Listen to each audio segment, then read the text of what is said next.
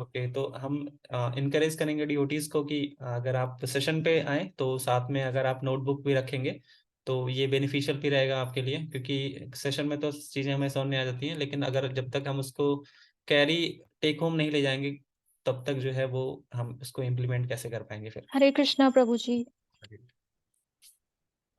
Last session में हमने ये सीखा था कि जो हैप्पीनेस होती है वो, जो वर्ल्डली हैप्पीनेस है वो इल्यूजनरी है, और जो स्पिरिचुअल हैप्पीनेस है वो रियल हैप्पीनेस है। और ऐसे ही हमने बहुत सारी चीजें सीखी थी, जैसे कि जब भगवान है वो एंजॉयर है, हम नहीं एंजॉयर है। जब हम करेक्ट। सोचते हैं कि हम एंजॉयर हैं तो फिर हम बहुत सारी चीजों में कई बार गलत कर देते हैं और फिर हम सफर करते हैं। और उसके बाद जो एंजॉय करने का कोटा था, या क्या क्या चीजें हम लोगों के कोटे में आती हैं, जैसे कि फूड, प्रॉपर्टी, वेल्थ, वर्क, हम्म। तो मैरिज, डोमिनेशन में, जैसे कि जो चीजें मतलब नॉट फॉर करेक्ट करेक्ट, उसके ग्रांटेड। बारे में आज भी हम चर्चा करेंगे। हाँ। आज हमारे पास स्लाइड भी है तो हम प्रॉपरली करेंगे। थैंक यू माता जी। तो मैंने कुछ स्लाइड भी बनाया है ताकि एक बार हमारा रिवीजन हो जाए। अ, तो हमने स्टार्टिंग में देखा था कि what is the root cause of suffering, हम सफर क्यों कर रहे हैं, क्योंकि हमने तीन चीजें देखी थी। एक होता है मैटर, एक स्पिरिट और उनके कंट्रोलर। तो जो स्पिरिट होता है वो मैटर को मैनिपुलेट कर सकता है, लेकिन अगर वो मैनिपुलेट दो तरीके से कर सकता है। एक, अगर वो मैनिपुलेट अपने इंजॉयमेंट के लिए करता है तो ही विल सफर। अगर वो मैनिपुलेट करता है, भगवान की सेवा में लगाता है, देन वो रिलीज करेगा, वो एंजॉय करेगा। ठीक है, तो उसको सफरिंग नहीं आएगी। और हमने देखा था कि दो एग्जांपल देखे थे, अगर सेठ के घर पे सर्वेंट है और सर्वेंट अगर सेठ बनना चाहेगा तो फिर सर्वेंट आके उसको पनिश करेगा।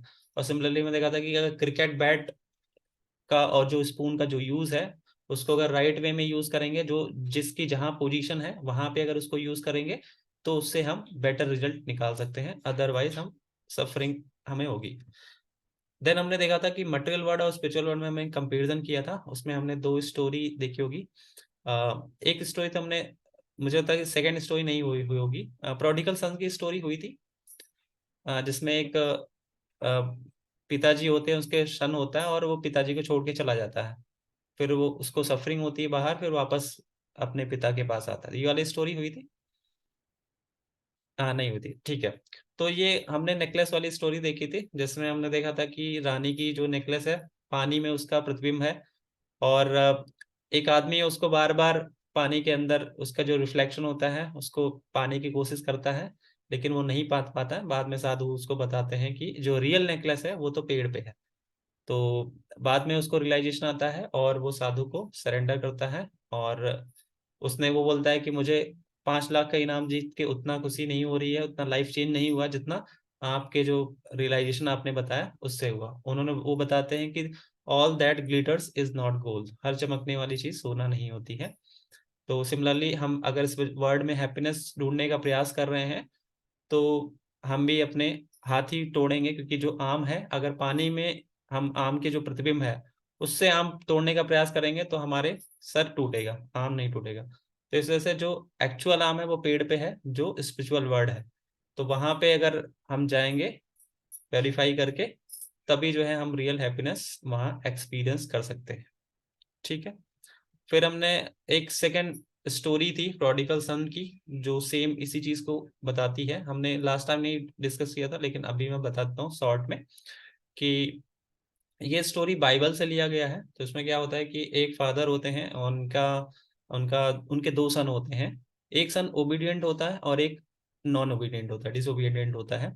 और एक दिन क्या होता है कि जो डिसोबीडियंट सन था वो फादर के पास आता है और फादर से कहता है कि पिताजी, मुझे आपके साथ नहीं रहना है, आप मेरा जो पार्ट है आपकी प्रॉपर्टी में वो मुझे दे दीजिए, और मैं उसको लेके बाहर जाना चाहता हूँ और अलग एंजॉय करना चाहता हूँ। तो उसके फादर का थोड़ा वो हो जाते हैं, परेशान हो जाते हैं कि ये ऐसी थिंकिंग क्यों कर रहा है। उससे पूछते हैं कि आप मतलब उसे कहते हैं बेटा तुम जो है बाहर जाओगे, पैसा लेके जाओगे, तो बाहर की दुनिया उतनी अच्छी नहीं है, वहां पे तुम पैसे को तुम्हारे जो पैसे हैं उसको लोग लूट कर लेंगे, उसको चुरा लेंगे। ठीक है, तो बाहर मत जाओ। तो फिर वो बोलता है कि नहीं, मुझे कुछ नहीं सुनना है, मुझे आप पार्ट दो और मैं बाहर जाता हूँ। तो पिताजी जो है बिना मन के उसको दे देते हैं, उसकी जो बातें थी उसको पूरी कर देते हैं, और वो बाहर चला जाता है पैसा लेके। तो जैसे ही वो बाहर जाता है पैसा लेके, तो उसके बाद बहुत सारे पैसे होते हैं, तो उसके बहुत सारे फ्रेंड भी बन जाते हैं, और फ्रेंड्स के साथ फिर वो एंजॉय करने लगता है, पार्टी, है ना, ड्रिंकिंग, पार्टी करना, सब कुछ एंजॉयमेंट करना, सारी चीजें वो लोग फ्रेंड्स उसको सिखा देते हैं। और फिर उसके बाद क्या होता है कि डे बाय डे उसका जो पैसा होता है वो कम होता जाता है, और उसके जो फ्रेंड हैं बाद में उसको छोड़ देते हैं, वो एक गली में बैठा होता है, और फिर वो सोचता है कि मेरे साथ क्या हो गया। फिर वो एक लैंडलॉर्ड के पास जाता है, उनसे कहता है कि आप मुझे नौकरी पे रख लीजिए। तो लैंडलॉर्ड कहते हैं ठीक है, मेरे पास में जो है एक पिग का फॉर्म है जिसमें 100 पिग हैं, और आप इन 100 पिग को जो है एक लो क्वालिटी फ्लोर है, इनको आप फीड करना, साथ में यही फ्लोर आप खुद खा लेना, कोई सैलरी एक्सपेक्ट मत करना, यही आपकी सैलरी है। तो फिर वो अनवी बिना मन के उस चीज को करता है, उसके पास और कोई रास्ता नहीं होता है। फिर जैसे कुछ दिन बीत जाते हैं, फिर वो सोचता है अपनी कंडीशन के बारे में, सोचता है कि यहाँ पे मैं कैसी कंडीशन में आ गया हूँ। मैं फादर, फिर सोचता है कि जब मैं फादर के पास था तो फादर मुझे वैरायटी ऑफ फूड दिया करते थे, कितना मुझे अच्छे से प्यार से रखते थे, मुझे जो कपड़े पसंद होते थे वो कपड़े देते थे। अभी मैं कैसी कंडीशन में आ गया हूँ। तो फिर सोचता है कि ठीक है, मैं अपने फादर के पास जाने का वो प्लान बनाता है। फिर सोचता है अगर कहीं मेरे फादर जो है मुझे रिजेक्ट ना कर दें, तो कहता है कि चलो ठीक है, फादर अगर रिजेक्ट भी कर देते हैं तब भी जो है मैं उनको एज अ सर्वेंट उनके पास रह लूंगा, उनकी सेवा कर लूंगा, सर्वेंट, एज सर्वेंट के रूप में तो मेरे फादर मुझे एक्सेप्ट ही कर लेंगे। तो फिर ऐसा सोच के वो वापस जाता है, गांव गांव में जाता है, तो गांव वाले देख के बहुत खुश हो जाते हैं, और वो जो है उसके फादर को जाके इन्फॉर्म करते हैं। और उसका फादर जो है ब्लड कार्ड लेके जो है उसके पास आता है, और उसको इम्ब्रेस करता है और रोने लगता है। उसका फादर उसको देख के बहुत खुश होता है। फिर उसको ब्लड कार्ड पे बैठाता है अपने बच्चे को, और वापस घर ले आता है, और घर पे बोलता है कि अब तुम इस घर में राजा की तरह रहो। तो ऐसा सुन के जो है वो सन बहुत खुश हो जाता है, बहुत उसके भी खुशी के आंसू आते हैं कि मैं अपने फादर से इतना दूर रहा लेकिन फादर ने मुझे एक्सेप्ट कर लिया, है ना। तो यहीं पे स्टोरी एंड होती है। और स्टोरी का मोरल क्या था? तो इस स्टोरी का मोरल ये था कि जो फादर हैं वो भगवान है, और जो प्रोडिकल जो सन है, जो डिसोबीडियंट था, वो हम लिविंग इंटिटीज हैं। तो हम जो है भगवान के जो ऑर्डर्स हैं उसको डिसोबे करके इस संसार में रह रहे हैं और स्ट्रगल कर रहे हैं। स्ट्रगल हमारी सफरिंग है, उस सफरिंग का जो रीजन है वो यही है कि हम भगवान से अलग हैं और उनसे डिसोबे कर रहे हैं। जो हम सिंफुल एक्टिविटीज करते हैं वो यही है कि हमारा वो डिसोबीडियंस शो करता है भगवान के प्रति। तो अगर हम वापस से प्रयास करें भगवान के पास जाने का, तो भगवान उसके लिए अरेंजमेंट कर देते हैं। इसीलिए इतने सारे अपने गुरु के माध्यम से वो हमें गाइड करते हैं, ताकि हम प्योरीफाई करके उनके पास जा चले जाएं। अगर हम 1% इच्छा कर रहे हैं भगवान के पास जाने की, तो भगवान 1000% इच्छा कर रहे हैं हमें अपने पास बुलाने की। तो ये प्रोडिगल सन से स्टोरी से हमें सामने आता है। ठीक है। ओके, उसके बाद हमने देखा था युक्त वैराग्य और फाल्गु वैराग्य। तो दो टाइप ऑफ रिनंसिएशन होते हैं, युक्त वैराग्य। फाल्गु वैराग्य क्या होता है कि चीजों को बिना उनका कनेक्शन जाने और उसको रिनंशिएट कर देना, है ना, वो फाल्गु वैराग्य है। लेकिन युक्त वैराग्य क्या है कि चीजों को जानना कि हर चीज जो है उसका कनेक्शन किससे है, भगवान से है, और उसको भगवान की सेवा में यूज कर देना, ये युक्त वैराग्य कह रहा है। जस्ट जस्ट लाइक हम लोग टेक्नोलॉजीज है, इसका प्रयोग क्या कर रहे हैं, भगवान के मैसेज को ब्रॉडकास्ट कर। फिर पंच तत्व स्टोरी, स्टोरी बारे में बात किया था क्या हमने लास्ट सेशन में, पंच तत्व स्टोरी के बारे में, जिसमें सभी सेंसेस जो स्ट्राइक पे चले जाते हैं, या आप लोगों ने अगर सुना हो कि सभी सेंसेस स्ट्राइक पे चले जाते हैं, फिर बोलते हैं कि हम सब कुछ कर रहे हैं हाथ, लेकिन ये जो पेट है ये कुछ नहीं कर रहा है, तो हम स्ट्राइक पे चले जाते हैं। ये स्टोरी आप लोगों ने सुनी है क्या? नहीं सुनी है? ओके। तो पंचतत्व की स्टोरी भी आती है इसी सिलसिले में, इसी में रेफरेंस में, कि कैसे भगवान ही सुप्रीम भोगी हैं और उनको सर्व करके ही हमें हैप्पीनेस मिलता है। तो एक बार क्या हुआ कि सारी सेंसेस जो है स्ट्राइक पे चली जाती हैं। जो आईज होती हैं वो कहती हैं मैं फूड को देखता हूँ तभी फूड मिलता है, लेकिन जो नोज होती है कि वो कहती है पहले मैं स्मेल करती हूँ तब तुम जाते हो उसके पास, है ना। फिर जो टीथ होता है वो बोलता है कि मैं उसको चबाता हूँ तब वो अंदर जाता है फूड, है ना। तो और फिर उसके बाद हैंड कहता है मैं उनको पकड़ के लाता हूँ फूड को तब फूड मुंह तक जाता है, नहीं तो आप फूड कैसे पा पाओगे। जो टंग होता है वो कहता है कि मैं फूड का टेस्ट बताता हूँ, अगर वो सही है तो मैं लेता हूँ, अदरवाइज मैं रिजेक्ट कर देता हूँ, अगर मैंने इसको एक्सेप्ट नहीं किया तो स्टमक तक नहीं जाएगा। तो ऐसे सब में डिबेट हो रही होती है कि कौन सबसे बड़ा, कौन सबसे बड़ा। तो उनका ध्यान जाता है कि जो है पेट की तरफ। वो बोलते हैं कि हम सभी लोग तो इम्पोर्टेंट काम कर रहे हैं, लेकिन ये पेट कुछ नहीं कर रहा है, एक जगह पे बैठा रहता है और इंजॉय कर रहा होता है। तो कहते हैं कि चलो ठीक है, हम स्ट्राइक पे जाते हैं और हम इस पेट को कुछ भी नहीं देंगे, है ना। तो कुछ दिन बीत जाते हैं और फिर क्या होता है कि जितने भी सेंसेस होते हैं सब एकदम नम पड़ने लगते हैं। जो पैर होता है वो ट्रेम्बल करने लगता है, हाथ जो है वो कमजोर, उसकी पावर चली जाती है, आईज से कम दिखने लगता है। तो सभी को समझ में आता है कि हमको जो एनर्जी मिल रही थी वो स्टमक से ही मिल रही थी। तो दोबारा से वो लोग स्टमक को सर्व करना स्टार्ट कर देते हैं और ये रियलाइज कर जाते हैं कि हमको जो एनर्जी मिल रही थी वो पेट से ही मिल रही थी, और पेट को ही सर्व करने से ही हमारा नरिशमेंट होगा। तो सिमिलरली ये जो पेट है वो कौन है, भगवान है, और जो सेंसेस हैं वो हम जीवात्माएं हैं। तो जीवात्मा अगर भगवान को सर्व करेगी तभी उसको वापस में नरिशमेंट मिलेगा। अगर खुद से चाहेगी लड्डू, अगर हाथ खुद से चाहेगा कि लड्डू को हाथ से मसल लें तो जो है उसका टेस्ट आ जाएगा या उससे नरिशमेंट मिल जाएगा, तो ऐसा नहीं होगा। जब हाथ लड्डू को मुंह के द्वारा पेट में पहुंचाएगा तब पेट वापस से उसको नरिशमेंट देगा। तो सिमिलरली हमें भी जब भगवान की सेवा करेंगे तभी हमें वापस में हैप्पीनेस मिलेगा, है ना। तो ये पंचतत्व स्टोरी थी, ये बताती है कि हमें जो कुछ भी भगवान के लिए हम करते हैं वापस से हमें हैप्पीनेस तभी मिलता है। फिर हमने देखा था स्टोरी भोगी, त्यागी और भक्त स्टोरी बोले या फिर कॉन्सेप्ट बोले, कि भोगी क्या होता है कि चीजों को देखा नहीं कि उसका ओनर कौन है, सामने आया एंजॉय कर लिया। त्यागी क्या है, देखा मेरा नहीं है ठीक है छोड़ देते हैं। भक्त क्या करता है, देखता है किसी चीज को या वॉलेट को देखता है, फिर देखता है इसका कनेक्शन किससे है, तो उसमें एड्रेस देखता है और उस वॉलेट को उसके ओनर तक पहुंचा देता है। वैसे ही भक्त क्या करता है, चीजों को देखता है, रिसोर्सेज को देखता है, उसने आँख खोला, गोल्ड सिल्वर सब चीजें रिसोर्सेज अवेलेबल है, उसने क्या किया, चीजों को भगवान की सेवा में यूज कर दिया। तो ये भक्त होता है।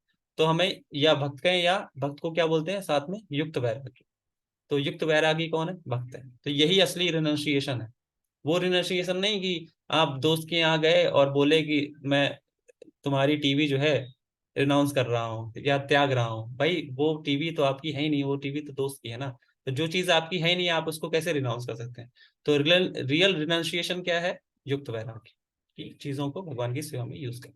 तो ये हमने लास्ट में देखा था, पिछले सेशन में देखा था। तो आई होप अच्छे से रिवीजन हुआ होगा। हम आज स्टार्ट करेंगे हाउ नेचर वर्क, प्रकृति कैसे कार्य करती है। तो इसका एक उदाहरण हम देखेंगे कि एक पति होता है, जब उसके घर पे कुछ गेस्ट आते हैं तो पत्नी किचन में है, तो पति क्या करता है, पत्नी की तरफ एक इशारा करता है, उसको ऐसा देखता है और पत्नी समझ जाती है। और फिर जो है सभी गेस्ट के लिए वो फूड प्रिपेयर करके जाती है और सर्व करती है। तो वैसे ही भगवान क्या करते हैं, भगवान प्रकृति की तरफ ग्लांस करते हैं और प्रकृति एक्ट करना स्टार्ट कर देती है। ठीक है। तो भगवद गीता के 9 चैप्टर के 10th श्लोक में आता है, मया अध्यक्षेण प्रकृति सूयते सा चराचरा। ठीक है। तो इसमें भगवान क्या कहते हैं, मया, मया मतलब मेरे, अध्यक्षेण, अध्यक्षेण मतलब मेरे निर्देशन में प्रकृति कार्य करती है। ठीक है। तो मया मतलब क्या था, मैं, अध्यक्ष, अधि अक्ष, अधि मतलब होता है ऊपर से, अक्ष मतलब देखना। तो भगवान क्या कर रहे हैं, सुपरविजन कर रहे हैं प्रकृति को, और प्रकृति जो है उस हिसाब से कार्य करती है। प्रकृति कभी भी इंडिपेंडेंट कार्य नहीं करती। ठीक है। जैसे एक एक जो लाइट होता है उसका सोर्स क्या है, सन है ना। तो वैसे ही जो प्रकृति है वो इंडिपेंडेंट वर्क नहीं करती, वो भगवान के निर्देशन में कार्य करती है। उसका रेफरेंस हम देख सकते हैं, भगवान जो है 9 चैप्टर में देते हैं। ठीक है। अ, फिर हम देखेंगे कि जो मदर है, अ, अगर सन है तो सन की जो भी नीड होगी वो मदर से पूरी होती है, मदर उसको सारी फैसिलिटीज प्रोवाइड करता है। बच्चा पैदा होता है, वहीं से उसको मिल्क प्रोडक्शन स्टार्ट हो जाता है मदर का, और मदर उसको फीड करती है और उसकी सारी जरूरतों का ख्याल रखती है बिना किसी एक्सपेक्टेशन के। और प्योर लव का एक फॉर्म हम मदर सन के रूप में देख सकते हैं। ठीक है। लेकिन अगर बच्चा बड़ा होता है, मान लीजिए वो डिसोबीडियंट हो जाता है, वो अपनी फादर की बात को नहीं मानता है, तो मदर क्या करेगी, चीजों को रेस्ट्रिक्ट कर देगी, लिमिट लगा देगी हर चीज पे। जैसे एक उदाहरण देखते हैं, मान लीजिए फोन आजकल बच्चे बहुत ज्यादा यूज करते हैं, तो मदर क्या करती है, मदर कहती है नहीं, तुम इस टाइम से लेकर इस टाइम के बीच में फोन यूज नहीं करोगे, क्योंकि ये तुम्हारा होमवर्क करने का टाइम है। ठीक है, रेस्ट्रिक्ट कर दिया उसने, क्योंकि उसको पता है कि ये जो है इस चीज का मिस यूज कर लेता है। तो वैसे ही जो प्रकृति है, वो ह्यूमन से जो है चीजों को रेस्ट्रिक्ट कर रही है। कैसे? पहले के जमाने में जब युधिष्ठिर महाराज का राज्य था, तो उस टाइम पे अर्थ हर चीज को एकदम ऊपर रखती थी। मान लीजिए जैसे रत्न हो गए, ज्वेलरियां, ज्वेल्स हो गए, सिल्वर है, गोल्ड है, ये सब बहुत ऊपर रहते थे। पानी का जो जल का स्तर है वो बहुत ऊपर था। किसी को भी जो है पानी चाहिए, थोड़ा गड्ढा खोदा, तुरंत पानी मिल जाता था उसको। लेकिन अभी क्या हो रहा है, सब चीजें प्रकृति क्या कर रही है, अपनी तरफ वापस से खींच रही है, रेस्ट्रिक्ट कर दे रही है। क्यों? क्योंकि जो है, जो लोग हैं वो भगवान के जो इंस्ट्रक्शन है, भगवान के जो वर्ड्स हैं, उसको फॉलो नहीं कर रहे हैं, डिसोबीडियंट हो गए हैं, डिसोबीडियंट चाइल्ड हो गए हैं। तो इसी वजह से प्रकृति हर चीज को खींच लिया है नीचे। लेकिन क्या कर रहा है ह्यूमन, क्या कर रहा है ह्यूमन, जो है बोरवेल लगा रहा है, और बोरवेल से गड्ढा बना रहा है, 100 100 मीटर का, 200 मीटर का, और पानी को खींच के ले आ रहा है। वो किस तरह से हो गया, कि जैसे मदर ने फोन रख लिया बच्चे से, और बच्चे ने वापस से कहीं से चुरा के वापस से फोन ले लिया। तो ऐसा हो रहा है। लेकिन कब तक ऐसा चलेगा? मदर क्या करेगी, फादर को इन्फॉर्म कर देगी, और फादर जो है बच्चे को पनिशमेंट लगाएगा। तो वैसे ही क्या हो रहा है कि लिविंग एंटिटीज मदर से, मदर नेचर से चीजें एक्सट्रैक्ट कर रही है, भले ही वो उसके लायक है नहीं, लेकिन फिर क्या हो रहा है कि भगवान जो है उसको पनिश कर रहे हैं। और पनिशमेंट करने के लिए भगवान के पास आदि दैविक, आदि भौतिक, आध्यात्मिक क्लेश है ही। और जो हमारा बॉडी है, इसमें तो हो ही रहा है, पनिशमेंट हमको मिल ही रहा है। तो इस तरह से नेचर वर्क करती है। अगर हम चीजें भगवान के ऑर्डर के अनुसार करते हैं, तो वो हर चीज सप्लाई देती है, और नहीं करते हैं तो वो विड्रॉ कर लेती है। तो जो लिविंग यूनिटी, वो क्या बनना चाह रहा है, इंजॉयर बनना चाह रहा है। ठीक है, वो इंजॉय बनना चाह रहा है, और भगवान को रिप्लेस करना चाहता है, खुद भगवान बनना चाहता है। ये ईगो, ईगो की वजह से, फॉल्स ईगो की वजह से होता है। तो किन किन तरीके से जो लिविंग एंटिटी है वो इंजॉय कर रहा है, हम, ये प्रश्न है आप सभी से, कि जो लिविंग एंटिटी है, जो हम लोग जीवात्माएं हैं, वो किन किन प्रकार से इंजॉय करने का प्रयास कर रही है। एक तो मैंने उदाहरण दिया कि वो चाहते हैं कि मेरे पास धन संपत्ति बहुत ज्यादा हो जाए, और फिर मैं इंजॉय करूं, दूसरे को डोमिनेट करूं।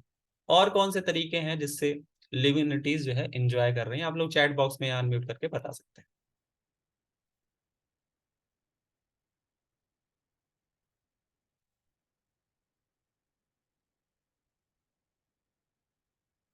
और बॉलीवुड सिनेमा एक उदाहरण ये है कि लोग जो रेस्ट्रिक्टेड है उसको देखना चाहते हैं, ये हो गया। और कुछ तरीके जिससे लोग इंजॉय करना चाहते हैं, जिसको आप बोलते हैं हाँ इंजॉयमेंट है, ये गलत है, अ, इसके लिए परमिशन नहीं है शास्त्रों में। आप ऐसे ही उठा सकते हैं, फोर रेगुलेटरी प्रिंसिपल, उसका रिवर्स कर सकते हैं। No meat eating, no gambling, है ना? तो मीट ईटिंग कर रहे हैं लोग, फ्रीडम। ठीक है, फ्रीडम किस तरह से फ्रीडम चाह रहे हैं? मनी आ जाएगा, फ्री फ्री हो जाएंगे। ओके, राधिका जी ने, forgetting the traditional ways of doing work and adopting western ways. Yes, western ways का मतलब क्या है कि इंजॉयमेंट, है ना, without restriction enjoyment, sense enjoyment, है ना, किसी चीज से कोई लिमिट नहीं रखना है, और जो कुछ भी रूल्स बने हुए हैं उसको ब्रेक कर देना है ना? इस तरह से लोग एंजॉय करना चाहते हैं। तो अगर दो कैटेगरी में हम बांटे हैं इस चीज को, तो वेल्थ एंड सेंसेस। तो आंखों से ऐसा चीज देखना चाहते हैं जो रेस्ट्रिक्टेड है, कानों से ऐसा म्यूजिक सुनना चाहते हैं जो मटेरियल साउंड है, और मुंह से ऐसी चीज बोलते हैं कि जिससे ना उनका खुद का भला होता है, ना कम्युनिटी का भला होता है। है ना। तो इन दोनों तरीके से हम इन दोनों चीजों में हम डिटेल में बात करेंगे वेल्थ एंड सेंसस के बारे में। तो क्या पैसा कलेक्ट करना, वेल्थ, धन को कलेक्ट करना, क्या ये गलत है, और इसमें प्रॉब्लम क्या है ज्यादा मनी अकुमुलेट करने में?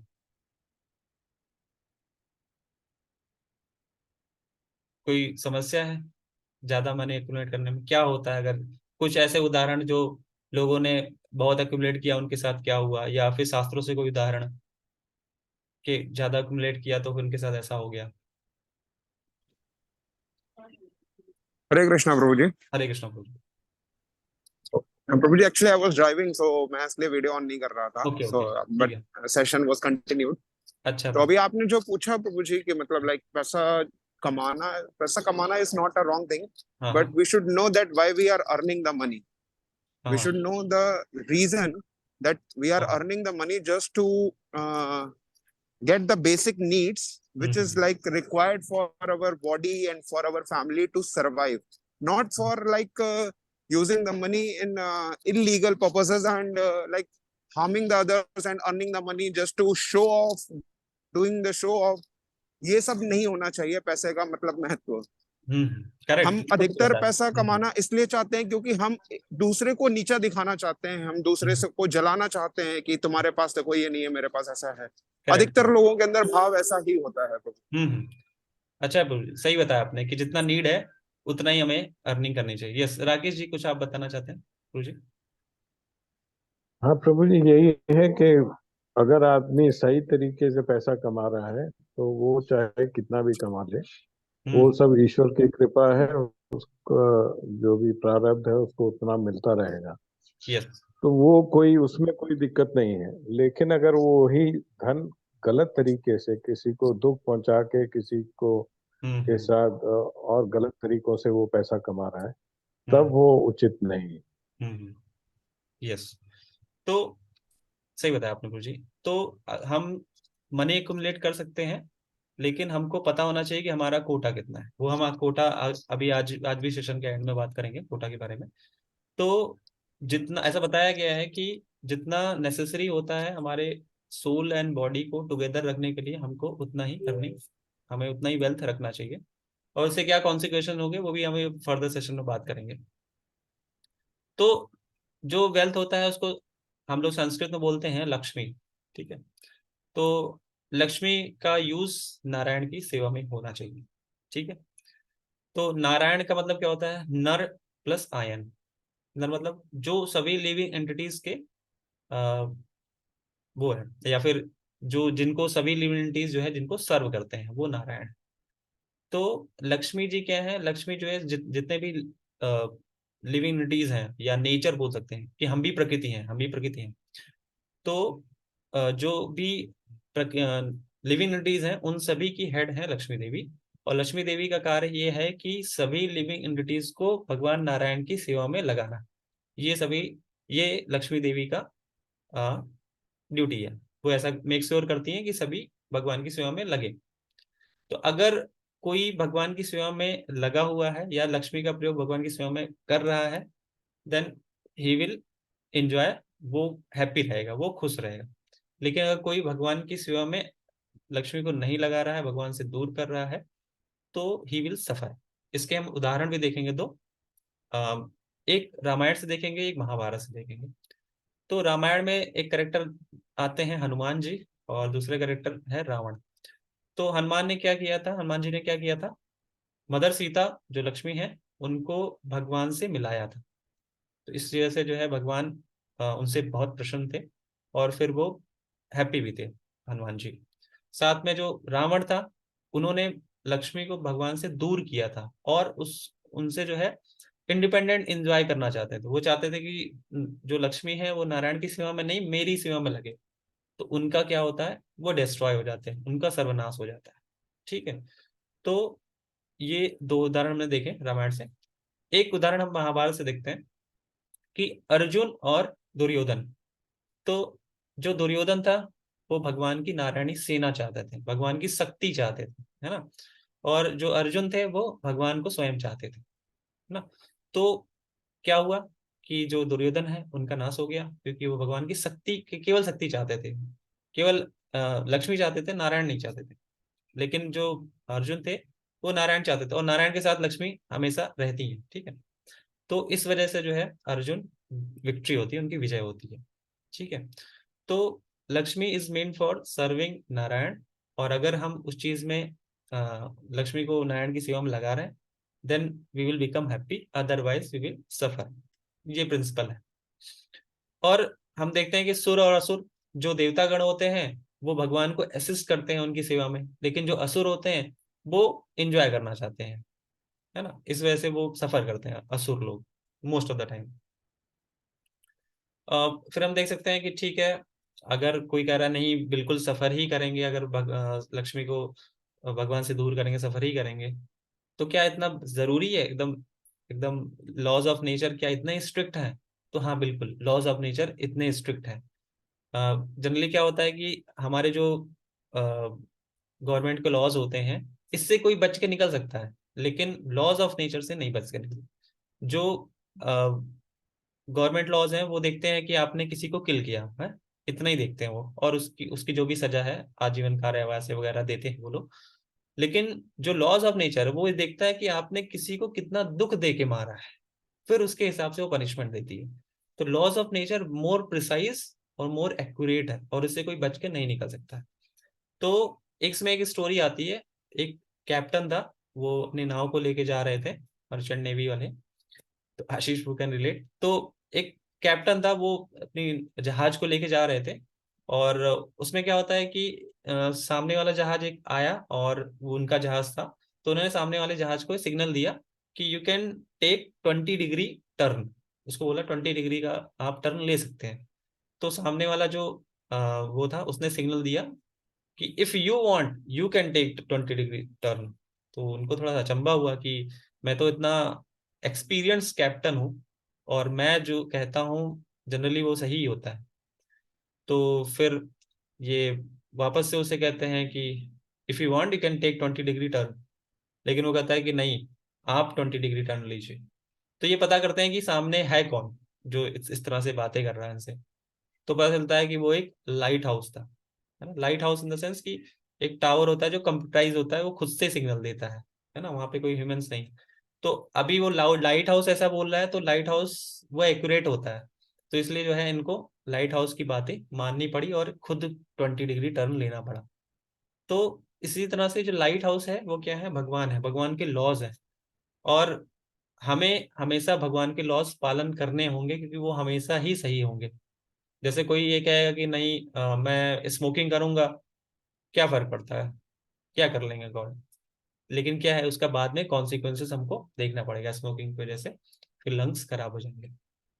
तो इसलिए जो लॉज ऑफ नेचर है वो बहुत स्ट्रिक्ट है, और वो अपना रिजल्ट दे के रहेंगे। इसलिए हमको पता होना चाहिए कि क्या चीजें लॉज ऑफ नेचर सैंक्शन कर रही हैं, और क्या चीजें वो मना कर रही हैं। जो सैंक्शन कर रही है उसे करना चाहिए, जो मना कर रही है उसे नहीं करना चाहिए।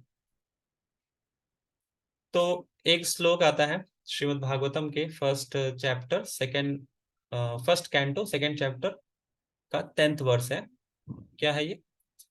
कामस्य ने इंद्रिय प्रीतिर लाभो जीवेत यावता जीवस्य तत्व जिज्ञासा नार्थो यश्चे कर्म भी। क्या मतलब है? कामस्य, काम मतलब इच्छा करना, न इंद्रिय प्रीति, न इंद्रिय ना मतलब नहीं, इंद्रिय प्रीति मतलब सेंस डिजायर्स, सेंस ग्रेटिफिकेशन। तो सेंस ग्रेटिफिकेशन की इच्छा नहीं करनी चाहिए, इसका मतलब ये है पहले पहले खंड का। फिर क्या है? लाभो जीवेत यावता, जीवेत मतलब जीना चाहिए, लाभो जीवेत यावता, यावत मतलब कि केवल अपने बॉडी को मेंटेन करने के लिए ही जीना चाहिए, है ना। जीवस्य तत्व जिज्ञासा, तो जीवन, जीव का जो जीव लिविंग एंटिटीज का जो उद्देश्य है, वो जीवन का जो उद्देश्य है वो सेल्फ रियलाइजेशन है। ना अर्थो यश्चे कर्म भी, इसको किसी और कार्य के लिए नहीं लगाना चाहिए, इसको वेल्थ एक्युमुलेट लगाने करने के लिए नहीं लगाना चाहिए। जीवन का जो उद्देश्य है वो तत्व जिज्ञासा। अब वेल्थ एक्युमुलेट, क्या वेल्थ एक्युमुलेट अगर कोई कर रहा है तो उसमें बहुत लॉट्स ऑफ एनर्जी लगती है। तो अगर आप अपने जो बेसिक प्रिंसिपल है स्पिरिचुअल लाइफ के, उसको बिना ब्रेक किए हुए आपका जो टाइम बच रहा है उसमें अगर आप वेल्थ एक्युमुलेट करते हैं तो दैट इज अलाउड। लेकिन आप अपने स्पिरिचुअल साधना को कॉम्प्रोमाइज करके, अपने फैमिली को जो टाइम देना चाहिए उसको कॉम्प्रोमाइज करके, बच्चों को जो टाइम देना है वो कॉम्प्रोमाइज करके अगर आप वेल्थ एक्युमुलेट कर रहे हो तो वो आपके कोटा का नहीं है। आपने को खुद पता चल रहा था ये मेरे कोटा का। अगर आपको मेहनत करते करते मुंह से फेन निकल आ रहा है तो वो ज्यादा है, ओवर एंडेवर है ना। तो फॉर एग्जाम्पल हर चीज का जो इस्तेमाल है जिस चीज के लिए बना है उस चीज के लिए करना चाहिए। तो ह्यूमन फॉर्म ऑफ लाइफ सेल्फलाइजेशन के लिए बना है तो उसका सेल्फलाइजेशन के लिए यूज करना चाहिए। और अर्निंग उतनी करनी चाहिए जितने बॉडी को सोल के साथ एक रखने में जितना जरूरी है। जैसे एक कंपनी आपको कार देती है, और कार देती है और बोलती है कि जो है इसको तो उस कार का इस्तेमाल हम किस लिए करेंगे? पार्टी में जाने के लिए नहीं करेंगे। उस कार का इस्तेमाल कंपनी में जाने के लिए और आने के लिए करेंगे, किसी और पर्पज के लिए नहीं करेंगे। ठीक है। तो इसी सिमिलरली हमारे ह्यूमन फॉर्म ऑफ लाइफ का जो पर्पज है सिविलाइजेशन है, हमको इसीलिए करना है। तो इंजॉय, तो जो अब कुछ लोग बोलेंगे नहीं हमें इंजॉयमेंट भी करना है, ठीक है वो भी करेंगे लेकिन रेगुलेटेड वे में। तो जो भोग योनि बोली गई है वो पशुओं की बोली गई है, और जो ह्यूमन फॉर्म ऑफ लाइफ है उसकी जो योनि है वो सेंस कंट्रोल करने की योनि है। इसमें हमें इंद्रियों को कंट्रोल करना है। क्यों कंट्रोल करना है? क्योंकि अगर हम इंद्रियों को कंट्रोल नहीं करेंगे तो उसका जो बाद में परिणाम है वो सफर करने वाला है, वो हमें दुख देने वाला है। इंद्रियां शुरुआत में तो एक प्लेजर देती हैं, छोटा छोटा सा प्लेजर का इल्यूजन देती हैं, लेकिन बाद में फिर वो बहुत सारा डिमांड करती हैं हमारे हमसे, है ना। तो इसलिए एनिमल्स इस चीज को नहीं देख सकते हैं कि इंद्रिय तृप्ति से क्या होता है, लेकिन हम देख सकते हैं इंद्रिय तृप्ति से क्या परिणाम आने वाले हैं। तो हाँ, तो एक्युमुलेटिव वेल्थ में क्या प्रॉब्लम है, ज्यादा धन अर्जन में क्या प्रॉब्लम है? आप लोग पहले अपने एक्सपीरियंस से बताएं कि ज्यादा धन अर्जन से क्या दिक्कत होती है। या हम लोग बात कर चुके हैं तो हम डायरेक्ट आते हैं टॉपिक पे। तो इससे क्या होता है, पहला होता है फियर आता है। अगर आपने बहुत ज्यादा वेल्थ एक्युमुलेट कर लिया है तो आपको इस बात का डर रहेगा कहीं ये वेल्थ चला ना जाए। क्योंकि कुछ लोग मैं देखता हूँ कि ऑनलाइन बैंकिंग नहीं यूज करते हैं। क्यों? वो सोचते हैं कि अभी कहीं एक बटन दबाया और हमारा अकाउंट खाली ना हो जाए। तो ये फियर है। अभी जिसके अकाउंट में 2 ही 4 हजार रुपए हैं वो तो बिंदास फोन पे गूगल पे सब कुछ यूज करता है। लेकिन जिसके अकाउंट में 10 लाख 20 लाख रुपए हैं तो वो फिर इंस्टॉल करने से डरता है, या अगर इंस्टॉल भी है तो वो छोटे वाले अकाउंट को उसमें रखता है, बड़े वाले अकाउंट में नहीं। क्या? फियर। तो फियर आ जाता है ज्यादा एक्युमुलेशन से। और इसमें केवल ऐसा डर नहीं कि आपका पैसा चला जाएगा, इसमें आपका जान का भी डर होता है। जैसे कोई बाहर गया और उसको सूटकेस है उसमें बहुत ज्यादा पैसा रखा हुआ है, तो कोई रॉबर आ सकता है और उसको बोलेगा, उसको ऐसा कनपट्टी पे लगाए के बंदूक बोलेगा कि जो है आप ये दे दीजिए अदरवाइज जो है आपको शूट कर दिया जाएगा। तो वो देना पड़ेगा उसको, है ना। तो लाइफ पे भी डेंजर आ जाता है। जैसे कुछ लोग हैं कि अगर उन्होंने अपने जो लॉकर में पैसे रख के और उसकी चाबियां जो होती हैं वो अपने अगर कमर में ऐसा रखे हुए हैं और रात को सोने जा रहे हैं और बाहर से ऐसा कोई दरवाजा खटखटाता है, ऐसे ऐसे कोई खटखटाता है, तो उनको लगेगा कि अ, कहीं चोर तो नहीं है जो दरवाजा खटखटा रहा है इतनी रात में। तो उनकी रात की नींद भी जो है वो डिस्टर्ब रहती है ज्यादा एक्युमुलेशन से। और तो वही है कि उतना ही एक्युमुलेट करें जितना, ऐसा बोला गया है कि जनरली जो प्रिंसिपल है वो ये है कि हमारा जो अर्निंग होता है उसका 50% हमको स्पिरिचुअल चीजों के लिए यूज करना चाहिए। 25% जो है सिक्योरिटी के लिए, इमरजेंसी के लिए रखना चाहिए, और 25% अपने नीड के लिए रखना चाहिए। तो ये प्रभुपाद जी ने डिस्क्राइब किया था कि वेल्थ को कैसे डिवाइड करना चाहिए। और क्या होता है कि अगर आप ज्यादा पैसा बनाने की सोचेंगे तो आपको हमेशा माइंड में यही चलता रहेगा कि आज मेरे पास 1 मिलियन है, इसको एक साल के अंदर मैं 2 मिलियन बनाने की प्रयास करेंगे, है ना। बहुत सारे वेज हैं। कुछ स्टॉक मार्केट के भी तरीके हैं जहाँ पे लोग एक एक दिन में, 2 2 दिन में जो है करोड़पति बनना की सोचते हैं, है ना। इसलिए बोला है कि the more you have the more you need. ये प्रिंसिपल है कि अगर आप के लाइफ में मान लीजिए साइकिल पहले थी तो उसका मेंटेनेंस क्या है? कुछ नहीं है, ज्यादा नहीं है, 100 रुपए 200 रुपए साल भर का। लेकिन अगर आपके पास बाइक है, आपने पैसा ज्यादा है आपके पास, आपने बाइक खरीद ली, तो उसका मेंटेनेंस क्या है, उसका मेंटेनेंस हर 3 महीने में आपको 3 से 4 हजार रुपए देने पड़ेंगे, ठीक है। मान लीजिए आपके पास थोड़ा और पैसा आ जाता है, आपने कार खरीद ली, 10 लाख रुपए आपने कार में दिया, और उसके बाद उसका मेंटेनेंस क्या है, 5 हजार रुपए 3 महीने में, ठीक है। तो the more you have the more you need. पहले आपका बाइक में अगर पेट्रोल लगता था 2 हजार रुपये पर मंथ, आपने कार खरीद लिया तो आपका जो पैसा है वो 6 हजार रुपये पर मंथ हो जाएगा, ठीक है, या फिर 10 हजार पर मंथ हो जाएगा। तो इस तरह से है, आप जितना चीजें सोचोगे कि मैं इसको एक्युमुलेट कर लूं, शायद मेरी उससे नीड पूरी हो जाए, लेकिन ऐसा नहीं होता, आपकी नीड और बढ़ जाती है। तो ये the more you have the more you need principle, ठीक है। और पैसे के चक्कर में क्या हो जाता है, फैमिली में झगड़ा हो जाता है, जब डिवीजन होता है, बंटवारा होता है, तो टिपिकल जो हमारी इंडियन फैमिली है उसमें क्या होता है, लोगों को ऐसे लगता है कि शायद हमको कम दिया जा रहा है, तो जितना ज्यादा अमाउंट रहेगा उतना ज्यादा लड़ाई होती है, वगैरह वगैरह। कुछ ऐसा भी एक केस आया था जिसमें 2-3 भाइयों में ऐसा झगड़ा हो रहा था। वो क्या है कि वो जो वहां पे मकान है, हवेली टाइप का मकान है, उसको किसको दिया जाए, इनको दिया जाए उनको दिया जाए। तो पापा ने क्या डिसाइड किया कि इसको हम टेम्पल को दे देते हैं। तो क्या, हाँ हाँ टेम्पल को दे दो, लेकिन इनको मत दो। तो इस चीज पे एग्री हो गए, टेम्पल को दे देते हैं। तो लक्ष्मी का जो स्थान है वो कहाँ है, भगवान के चरणों में, तो सबसे बेस्ट प्लेस वही है। और अगर कोई लक्ष्मी को बांध के रखने का प्रयास करेगा तो उसके, क्योंकि लक्ष्मी का क्या बोला गया इस वर्ड में, एक और नाम है लक्ष्मी का, चंचला बोला जाता है। तो चंचला मतलब वो एक जगह टिकती नहीं है, वो हमेशा स्विच करती रहती है। तो अगर कोई बांध के रखने का प्रयास करेगा तो वो सफर करेगा। सफरिंग क्या होगी वो हमने ऊपर डिस्कस किया कि डर बना रहेगा वगैरह वगैरह, ठीक है। तो हमने वेल्थ पे अच्छा खासा डिस्कशन कर लिया। अब तो इन द सेंस क्या करना चाहिए, वेल्थ में हमें उतना ही एक्युमुलेट करना चाहिए जितना नीड है, कोटा है हमारा जितना, वो हमें भी लास्ट में देखेंगे कोटा क्या है। Why one should not gratify his senses. तो अगला दूसरा हमने बात किया था सेंसेस के बारे में, कि सेंस ग्रेजुएशन क्यों नहीं करना चाहिए। आप लोग बताइए पहले, क्या क्या प्रॉब्लम है सेंस ग्रेजुएशन से।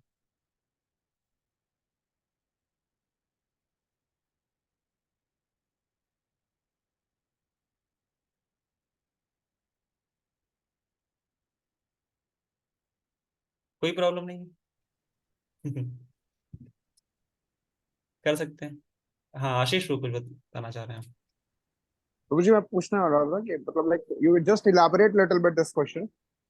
हाँ, क्वेश्चन यही है कि हमको सेंस ग्रेटिफिकेशन क्यों नहीं करना चाहिए, क्या प्रॉब्लम है सेंस ग्रेटिफिकेशन में, इंद्रिय तृप्ति तो क्यों मुझे नहीं करनी चाहिए जी। बेसिकली हम जितना भोगते हैं हमारी इच्छा उतनी ही प्रबल होती जाती है। यस, तो इट्स लाइक अगर ईचिंग सेंसेशन है, जितना कुछ लाएंगे उतना बढ़ता जाएगा। करेक्ट प्रभु जी, क्या है? Correct correct correct. ठीक है भाई। राकेश जी आप कुछ कहना चाह रहे हैं। पर ये ठीक कहा इन्होंने, सेंस ग्रेटिफिकेशन का भी कोई एंड नहीं है। वो हम्म। एक बार आदमी शुरू कर देता है, फिर उसमें दलदल में फंसता चला जाता है। करेक्ट। तो सेंस ग्रेटिफिकेशन क्या है कि इससे अगर हम अनरेगुलेटेड वे में अपने सेंस को ग्रेटिफाई करने की कोशिश करेंगे तो हमको उसके कॉन्सिक्वेंसेस जो कि डिजीज है वो आने लगेंगे। जैसे कोई फूड है, खाना, अगर वो अनलिमिटेड खाया जा रहा है तो उसको क्या होगा, अपच हो जाएगा, और फिर उसको जो है पेट की बीमारियां हो जाएंगी। और अगर जो है कोई आंखों से बहुत ज्यादा टेलीविजन देखता है ना, तो उसको क्या होगा, आंख की बीमारी हो जाएगी। और कान से अगर बहुत हाई बेस वाले सॉन्ग सुनेगा, डिचिक डिचिक, तो उसे क्या होगा, उसके कान के पर्दे खराब हो जाएंगे। और अगर उसकी अनरेगुलेटेड हैबिट्स है, अपनी आदत वो खराब कर लेता है, तो जो बुरी आदतें होती हैं वो तो बहुत मुश्किल से जाती हैं। तो उससे क्या होगा कि उसको एक लाइफस्टाइल डिजीज, जैसे आजकल क्या होगा, लाइफस्टाइल डिजीज हो गया। क्या हो गया ये, कि हमारी जो हैबिट्स है वो खराब होगी। सुबह हम नहीं उठते हैं, हम लेट उठते हैं। हम खाना कब खाते हैं, हम खाना रात में 11 बजे खाते हैं। तो अगर इस तरह से हमारा लाइफस्टाइल हो जाएगा तो वो एक डिजीज को इनवाइट करेगा, जो बताएगा कि आपका जो आहार और विहार है, रेगुलेशन है, आहार विहार, वो आपका रेगुलेटेड नहीं है। तो इसलिए बहुत इंपॉर्टेंट है कि हमें सेंसेस को कंट्रोल करना चाहिए, और अपने हैबिट्स को भी तभी हम कंट्रोल कर सकते हैं। वन कैन नॉट सेटिस्फाइड, हाँ जो सेंसेस है उसकी डिमांड को पूरी नहीं किया जाता। जैसे अभी हम बात कर रहे थे कि ईचिंग सेंसेशन की तरह है, उसमें आग में आप घी डालते जाओ, आग बढ़ती जाएगी। जैसे किसी का मन कर रहा है किसी चीज को करने का, अगर उसने उस चीज कर दी तो दोबारा उस चीज को करने की प्रोबेबिलिटी बढ़ जाती है। जैसे किसी को स्मोकिंग नहीं करना है, नहीं करता वो, एक बार अगर उसने बस दोस्तों के कहने पे एक बार ट्राई करने के लिए कर दिया, तो अब वो दोबारा रजिस्ट नहीं कर पाएगा। पहले बार जो होता है रेजिस्टेंस ज्यादा होता है, सेकेंड टाइम रेजिस्टेंस आपका कम हो जाएगा, थर्ड टाइम और कम होगा, फोर्थ टाइम और कम, फिर तो चेन हो जाता है, फिर तो चेन स्मोकर बन जाएगा वो। तो और इसका उदाहरण एक आता है कि एक बार एक हस्बैंड थे, वो आते हैं घर पे और वाइफ को देखते हैं, वाइफ बहुत शर्मा रही होती है। तो कहते हैं कि my dear wife please sit beside me, तो उनके पास आके बैठ जाती है। तो उससे पूछती है क्या हुआ, क्या बात है, तो कहती है कोई बात नहीं है, कुछ ये आइटम्स हैं वो खरीदने हैं। तो वो अपना लिस्ट खोलती है बहुत बड़ा सा। तो फिर वो इतने सारे आइटम्स होते हैं कि वो लगभग उसका बिल तो 1 लाख 2 लाख हो जाता है। अरे यार 1 लाख 2 लाख मैं कैसे बियर कर पाऊंगा, मेरी तो सैलरी 5,000 पर मंथ है। तो कहती नहीं नहीं तो करना पड़ेगा। तो क्या हुआ कि जो इंद्रिय की जो डिमांड्स होते हैं शुरुआत में क्या लेती है, थोड़ा सा साइनस जो हमने बताया था, कि थोड़ा सा वो आपको ट्रेलर देती है कि देखो ये इतना मजा, थोड़ा सा मजा आपको दे देगी, इल्यूजन, मजे का इल्यूजन दे देगी। और फिर बाद में आपसे बहुत ज्यादा डिमांड करेगी कि आप ये कर दो वो कर दो, फिर वो मल्टीप्लाई होती रहती है डिजायर्स, हैंकरिंग्स। कुछ लोग कहते हैं कि ठीक है कोई बात नहीं, जो होगा देखा जाएगा, मेरा लाइफ है तो मेरा रूल है, मेरा मन करेगा तो मैं ये करूंगा, मन करेगा मूवी देखूंगा, मन करेगा बाहर जाऊंगा, मन करेगा ऐसा ऐसा ऐसा करूंगा। तो उनके लिए क्या है, तो उनसे पूछ सकते हैं कि अगर आप इंजॉय कर रहे हैं तो आप कब तक इंजॉय कर सकते हैं, how much you will enjoy and how long you will enjoy, है ना। क्योंकि इंजॉयमेंट की एक लिमिट होती है। आप रसगुल्ले खा रहे हैं तो कितना खा सकते हैं, 2 4 10, बस इससे ज्यादा नहीं खा सकते हैं, इससे ज्यादा कैपेसिटी नहीं है। तो इंजॉयमेंट की भी लिमिट, हमारे सेंसेस की भी एक लिमिट है, हम उससे ज्यादा इंजॉयमेंट ले भी नहीं सकते हैं। और वैसे अगर देखा जाए तो हम अपने इंद्रियों को एंजॉय कर रहे होते हैं या इंद्रियां हमें कंट्रोल कर रही होती हैं। फॉर एग्जांपल मोबाइल फोन को अगर देख लें, तो मोबाइल फोन आया था हमारे काम को आसान करने के लिए, और हमको ऐसा लगता है कि हम फोन को चला रहे हैं, लेकिन एक्चुअल में क्या होता है, फोन हमें कंट्रोल कर रहा होता है। हम उसको छोड़ना भी चाहते हैं तभी नहीं छोड़ पाते हैं। एडिक्शन, अपना स्क्रीन टाइम अगर आप देखेंगे डिजिटल वेलबींग में, अपना स्क्रीन टाइम तो 6 घंटा 7 घंटा ऐसे हम अपने फोन पे बिता रहे हैं। और अगर हम उसको कम भी करना चाहें तो वो, जब हम कम करना का प्रयास करेंगे ना, तब हमें पता चलेगा कि हमारी जो एडिक्शन है वो कितनी बड़ी हो चुकी है। तो हम क्या करते हैं कि देख सकते हैं कि जो इंजॉयमेंट हम किसी सेंसेस को कर रहे हैं तो वो उल्टा हमें ही कंट्रोल कर रही है हमारी सेंसेस, है ना। तो इसलिए बोलते हैं कि अगर हमको रेगुलेशन लगना है तो सबसे पहले सेंसेस जो होते हैं सबसे नीचे होती हैं, सेंस होती हैं, उसके ऊपर माइंड होता है, उसके ऊपर इंटेलिजेंस होता है। तो अगर हमें अपने हैबिट्स को चेंज करना है, सबसे पहले इंद्रियों से जो कुछ भी इनपुट्स आप ले रहे हैं तुरंत उसको बंद कर दीजिए। उसके बाद फिर आपका माइंड जो है वो थोड़ा और स्ट्रांग होगा, उसको और नरिशमेंट दीजिए, और इंटेलिजेंस फिर उस पर हावी होगा, और इस तरह से आप अपनी हैबिट बदल सकते हैं। तो इसलिए जो भी इंजॉयमेंट है वो हम इंद्रियों से नहीं कर सकते, इंद्रिया खुद ब खुद जो है हमें कंट्रोल कर लेती है। फिर क्या है, senses make one act crazy. तो एक लस्टी बॉय बॉय का एग्जांपल आता है। एक लड़का था, एक बहुत रेप्यूटेड कॉलेज का, आईआईटी, वहां पे वो क्या करता है, एक एक उसको वहां पे एक लड़की थी और वो उसको बहुत पसंद करता था, और उसके पीछे जो है जस्ट लाइक अ डॉग वो पीछे भागता जाता था जहाँ कहीं भी वो जाती थी। तो एक दिन क्या होता है कि वो रेस्टोरेंट में जाती है, या कॉलेज के कैंटीन में जाती है, फिर वहां पे ये लड़का जो है उसको प्रपोज करता है, और लड़की जो है अपनी सैंडल उठाती है और उसके गाल पे एक थप्पड़ मार देती है। तो फिर सभी के बीच में जो है उसको एक थप्पड़ पड़ जाता है। तो यहाँ पे हम देखते हैं कि जो उसकी लस्टी डिजायर है, अगर कोई लस्टी डिजायर शो करेगा तो उसको क्या मिलेगा, उसको थप्पड़ मिलेगा। तो सफरिंग। तो अगर किसी के पास जो अनकंट्रोल अगर उसके डिजायर्स हैं तो उससे क्या होगा, सफरिंग मिलेगी उसको, है ना। ऐसे टंग से हमारी जीवा, जीवा से हमें कुछ ऐसी बातें बोल देते हैं जिसमें बाद में हम रिग्रेट करते हैं कि हमने ऐसा क्यों बोल दिया। तो that needs to be regulated, है ना। If one can not control senses, हाँ, तो अगर आप सेंसेस को कंट्रोल अभी नहीं कर पाएंगे तो बाद में आपको उसके परिणाम भोगने पड़ेंगे। तो हम सेंस के शिकार हो जाएंगे, जैसे हम बात कर रहे थे कि फोन को हम चलाते हैं लेकिन बाद में हम फोन के शिकार बन जाते हैं, है ना। तो हम देखें रेगुलेशन हर जगह है, इवन जो सिंगर होता है वो भी आइसक्रीम नहीं खाता है। क्यों? क्योंकि आइसक्रीम से जो हमारे गले में कुछ कॉर्ड्स होते हैं, वो कॉर्ड्स जो है वो ब्रेक हो जाते हैं, इसलिए जो है वो आइसक्रीम नहीं खाते। वो लोग भी रेगुलेशन करते हैं। हम देखते हैं एथलीट्स एथलीट्स जो है कितना मॉर्निंग में उठ के रनिंग जॉगिंग सब कुछ करते हैं, रेगुलेशन में रहते हैं, और उनको क्या फूड खाना है वो लोग काफी टेक केयर करते हैं उस चीज के लिए। तो अगर उनका एक छोटा पर्पज, एक मटेरियल पर्पज है कि हमको ओलंपिक्स जीतना है ना, या हमको वर्ल्ड कप लाना है, ये अगर छोटा सा उनका पर्पज है, उसके लिए फिर वो इतना ज्यादा रेगुलेशन ला रहे हैं, तो हमारा तो स्पिरिचुअल गोल है, हमें आध्यात्मिक संसार में एंट्री चाहिए, हमें अपने प्यार को प्योरीफाई करना है, तो हमें कितना रेगुलेशन की जरूरत होनी चाहिए, है ना। पायलट्स लेकर नहीं ड्रिंक करता है, काइट्स है जैसे पतंग होती है, तो उसको भी रेगुलेशन है। अगर हम एक पतंग को बिना धागे से ऐसे छोड़ देंगे तो ज्यादा दूर तक नहीं जा पाएगी, लेकिन अगर उसके साथ धागा है, रेगुलेशन है, तो वो कितनी भी ऊंचाई को प्राप्त कर सकती है। ठीक है, वैसे डैम बनाते हैं वाटर की एनर्जी को सेव करने के लिए। ओके, तो हम देखेंगे कि अगर हम बात करें फीवर की, तो अगर हमारे नॉर्मल बॉडी टेम्परेचर क्या है, मान लीजिए 98.6 है ना, तो फीवर अगर 102 है, तो हमको क्या करना चाहिए, फीवर को 98 तक लाना चाहिए। ऐसा नहीं, जीरो जीरो नहीं करना है, सेंस ग्रेटिफिकेशन को जीरो नहीं करना है। अगर सेंस ग्रेटिफिकेशन लिविनिटी का जीरो कर देंगे तो वो नहीं जी पाएगा, है ना। तो इसी वजह से जो हमारा बुखार है उसको हमें नॉर्मल पे लाना है ना, 98.6 पे लाना है, ना कम ना ज्यादा, सिंपल।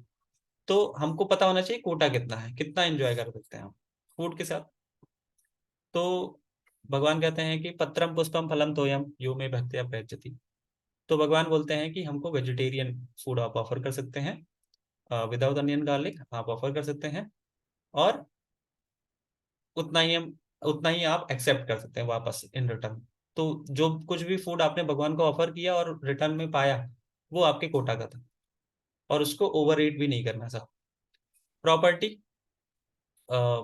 आपका जो ऑनेस्टली आपने एक प्रॉपर्टी कमाई है, बस वही आपकी है, जो लीनियज में आपको मिल गई या आपने अपने पैसों से खरीदी, वो प्रॉपर्टी है। किसी और की प्रॉपर्टी पे आपको नहीं अधिकार जमाना है ना। वेल्थ वेल्थ जो है, जो कोई भी रिलीजियस प्रिंसिपल को फॉलो करके आपने ईमानदारी से कमाया है, और जिसका एक पोर्शन भगवान को ऑफर हो रहा है, ये बहुत जरूरी है वेल्थ में, कि वेल्थ का अगर एक पोर्शन भगवान को ऑफर लग जाता है, तो बाकी जो वेल्थ बचता है वो प्रसाद बन जाता है। जैसे फूड में क्या करते हैं, भगवान को थोड़ा सा भोग लगाते हैं, और बाकी जो बच जाता है वो क्या प्रसाद बन जाता है। तो वैसे सिमिलरली हमारा जो धन है, उसको अगर शुद्ध करना है, तो हम भगवान को जब ऑफर कर देते हैं, तो बाकी जो हमारे पास धन बचता है वो शुद्ध हो जाता है। ठीक है, और बाकी रिलेटिव प्रिंसिपल को फॉलो करके वर्क जो करते हैं, इंडिवर्स हो गए, है ना, ये डिटेल में दिया है, आप पढ़ लीजिएगा।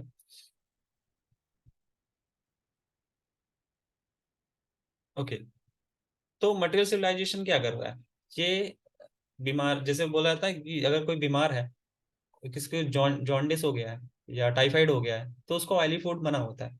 अगर वो स्टिल अपने सेंसेस को कंट्रोल ना करके ऑयली फूड खा लेगा, तो उसका बीमारी और बढ़ जाएगी। तो वैसे ही हमको इस मटेरियल वर्ल्ड में एक बीमारी है जिसको भव रोग बोलते हैं, या इंद्रिय तृप्ति की बीमारी है, और अगर हम इंद्रिय तृप्ति के और भी साधन बटोर लेंगे, तो हमारी बीमारी और बढ़ जाएगी, है ना। जैसे आजकल क्या हो रहा है, ये जो सिविलाइजेशन है उसके सो कॉल्ड एडवांसमेंट किस चीज को बोलते हैं, अगर मटेरियल चीजों में एडवांसमेंट हो रहा है तो उसको एडवांसमेंट बोला जाता है। तो उस सेंस ग्रेटिफिकेशन में एडवांसमेंट हो रहा है, तो हमारा जो फीवर है वो और बढ़ा दिया जा रहा है। तो फीवर ज्यादा बढ़ा देने से क्या होता है कि सफरिंग और ज्यादा बढ़ जाएगी हमारी। तो इसी वजह से हम देख रहे हैं कि हमारा जो सफरिंग है वो और भी ज्यादा बढ़ता जा रहा है। तो एक लास्ट टॉपिक है, इसको हम डिस्कस करके फिर हम अपना सेशन एंड करेंगे। 8:30 हो चुका है, लेकिन बस 5 मिनट और लेंगे ड्यूटीज का। तो यहाँ पे हम बात कर रहे थे सफरिंग की। जैसे मान लीजिए कोई बहुत ज्यादा मटेरियल चीजों में इन्वॉल्व है, स्पिरिचुअल का कोई नॉलेज नहीं है, तो बाय डिफॉल्ट उसको भव रोग है, उसको बीमारी हो गई है, बहुत ज्यादा सफरिंग आ रही, तो लोग क्या करते हैं, क्या सोल्यूशन निकालते हैं, सुसाइड। वो सोचते हैं कि क्या मैं सुसाइड कर लूँ क्या। तो अब आप लोग बताइए कि सुसाइड करना सोल्यूशन नहीं है, क्यों, कैसे कैसे सोल्यूशन नहीं है। अगर कोई सफर कर रहा है, मान लीजिए उसको प्रॉब्लम हो रही है, दुख हो रहा है उसको, मेंटल पेन या फिजिकल पेन हो रहा है, अगर उसने सुसाइड कर लिया तो बॉडी गई, तो बॉडी गई तो सफरिंग भी गई। तो क्या ये सही नहीं है? इसमें प्रॉब्लम क्या है? यस आशीष ब्रो। नहीं नहीं प्रभु जी, ये बिल्कुल गलत है। क्योंकि जब तक कोई भी, जस्ट लाइक हम अगर वैसे अदर वे में ले कि अगर हमें कोई प्रॉब्लम है तो हर प्रॉब्लम का एक रूट कॉज होता है। अगर जब तक हम उस रूट कॉज पे वर्क नहीं करेंगे तो वो प्रॉब्लम हमारी कभी सॉल्व नहीं होने वाली है। और हम्म। जैसे कि हम यहाँ पे आध्यात्मिक तौर पे देखते हैं तो हम एक आत्मा है, तो वो हम्म प्रॉब्लम तो हमारी आत्मा से जुड़ी हुई है।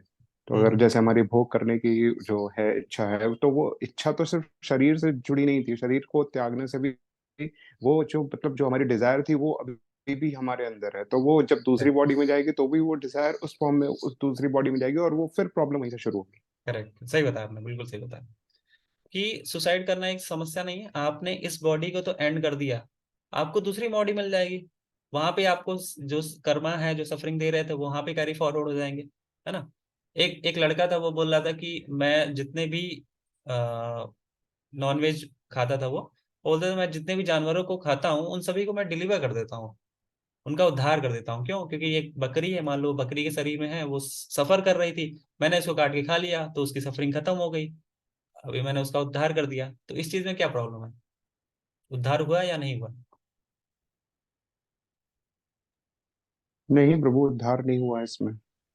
क्योंकि पहली बात तो हमें शास्त्रों के अनुसार इस तरह के कार्यों को करने के लिए वर्जित कहा हाँ। गया है। ओके।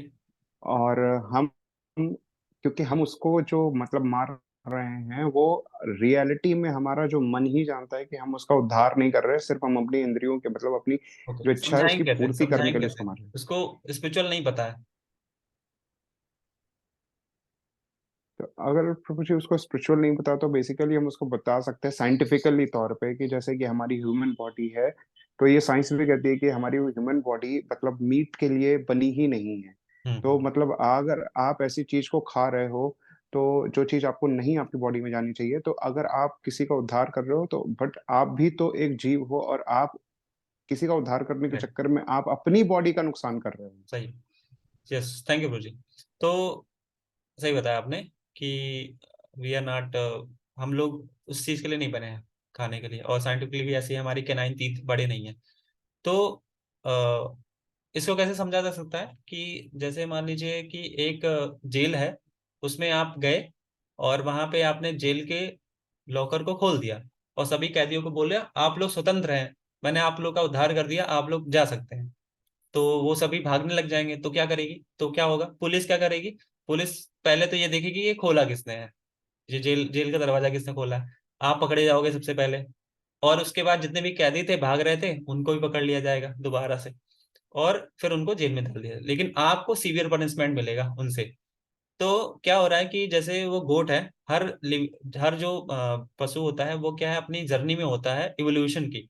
इवोल्यूशन कैसे होता है कि 84 लाख योनियां होती है, तो निम्न योनि से वो ऊपर वाली योनि में आता है। जैसे गोट है तो अगली बार वो कुछ इससे ऊपर वाले योनि में जाएगा।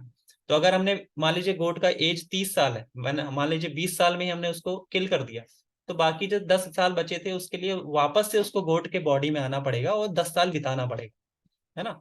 तो हम उसको वो उद्धार नहीं कर रहे हैं, वो बल्कि उसके जो एवोल्यूशन है उसको हम इंटरप्ट कर रहे हैं बीच में। और उसके लिए वो तो सफर कर ही रहा है, वो तो जो गॉड बॉडी थी उसमें तो वो जाएगा ही 10 साल के लिए। उल्टा आपको सफरिंग और आ जाएगी, क्योंकि आपने जो है इंटरप्शन किया, आपने कैदी को रिहा करने का प्रयास किया। तो ठीक है, तो इस तरह से इस चीज को नहीं करना है। और इसमें जो है लॉज भी ब्रेक होते हैं, साथ में आपको सफरिंग भी आती है। तो अगर कोई सुसाइड करने का कहता है कि नहीं इससे जो है मैं इस प्रॉब्लम को सॉल्व कर दूंगा, तो ऐसा नहीं होता है। अगर आपने सुसाइड किया तो आपको वापस से दोबारा जो आपका लाइफ टाइम बचा है उसके लिए वापस आपको आना पड़ेगा, और सफरिंग आपको फिर से मिलेगी ही मिलेगी। तो ये तो ऐसा हो गया कि अगर आंख में किसी के मोतियाबिंद हो गया तो उसको बोला कि नहीं आप क्या करो, अगर मोतियाबिंद सॉल्व करना है तो आप मर जाओ, तो आपका मोतियाबिंद खत्म हो जाएगा, आपको कोई पेन नहीं होगा फिर। या एक अंकल जी थे, उसके बच्चे को मोतियाबिंद था, तो उसके दूसरे फ्रेंड ने क्या उसको सलाह दिए थे कि आप जो है अपने बच्चे को खत्म कर दो, तो वो भी खत्म हो जाएगा, सो मोतियाबिंद भी खत्म हो जाएगा। दूसरे अंकल आते हैं, वो कहते हैं कि ठीक है मोतियाबिंद आंख में हो गया, आप आंख ही निकाल दो, तो ना आंख रहेगा ना मोतियाबिंद का प्रॉब्लम रहेगी। लेकिन फिर वो आज जाते हैं डॉक्टर के पास, डॉक्टर कहते हैं ठीक है आंख में मोतियाबिंद है, इसका इलाज भी होता है, हम इसका इलाज करेंगे और मोतियाबिंद हटा देंगे और इसके प्रॉपर आंखें से दिखाई देगा। तो ये सोल्यूशन है। तो अगर किसी को कोई भी प्रॉब्लम है लाइफ में, तो इसका मतलब ये नहीं कि वो सुसाइड करके प्रॉब्लम खत्म हो जाएगी। या अगर हम कंपेरिजन करें, ये स्पिरिचुअल सुसाइड भी होता है। स्पिरिचुअल सुसाइड मतलब कि जैसे मायावादी और बुद्धिस्ट होते हैं, वो बोलते हैं अगर आपको समस्या है, आपके अंदर इमोशन है या आपका माइंड जो है आपको दिक्कत कर रहा है, आपके सेंसेस आपको दिक्कत कर रहे हैं, तो माइंड और सेंसेस को आप हटा दो, उसको इमोशनलेस हो जाओ, सेंसलेस हो जाओ, है ना, ऐसा वो प्रैक्टिस करते हैं। माइंडलेस हो जाओ, माइंड की कुछ ना हो, focus on sound of silence, silence के साउंड पे आप फोकस करिए। अब साइलेंस है तो साउंड कहाँ से आएगा? तो वो ऐसा बोलते हैं, ऐसा प्रैक्टिस करते हैं। वो बोलते हैं कि एक हाथ से ताली पे फोकस करो। तो काफी इम्प्रैक्टिकल चीजें हैं, है ना। तो अगर कोई इसकी प्रैक्टिस कर रहा है तो वो अपना स्पिरिचुअल सुसाइड कर रहा है ना। तो वास्तव में क्या करना है? वास्तव में ये करना है कि अगर हमें सफरिंग आ रही है, प्रॉब्लम आ रही है, तो उसका रूट कॉज जानना है। रूट कॉज हमने जान लिया है कि इंजॉय मेंटालिटी है, और उसको जो है, जो भक्त होता है वो क्या कहता है, उसको पता होता है कि जो सेंसेस है वो इम्प्योर है, इस वजह से सफरिंग आ रही है, तो सेंसेस को हमें प्योर करना है। और हमारी स्पिरिचुअल सेंसेस भी होती हैं।